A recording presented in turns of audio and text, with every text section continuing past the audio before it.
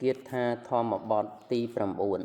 9ប្រារព្ធចំពោះនន្តៈជាព្រះរាជឱរសរបស់ព្រះនាងបជាបតិគោតមី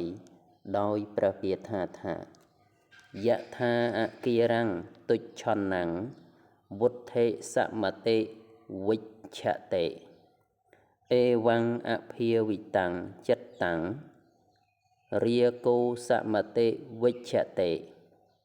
យថាអគារੰសុច្ឆន្នੰវុទ្ធិនសមតិវិច្ឆតិ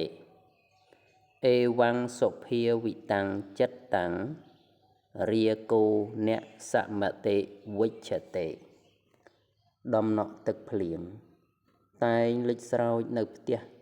ដែលគេប្រក់មិនបានចិត្តល្អហើយយ៉ាងណាមិញរាគៈតែងចាក់ទម្លុះនៅចិត្តដែលបុគ្គលមិនបានអប់រំល្អហើយក៏យ៉ាងនោះដែរដំណក់ទឹកភ្លៀងមិនលេចស្រោចនៅផ្ទះដែលគេបានប្រក់ចិត្តល្អហើយយ៉ាងណាមិញរាគៈ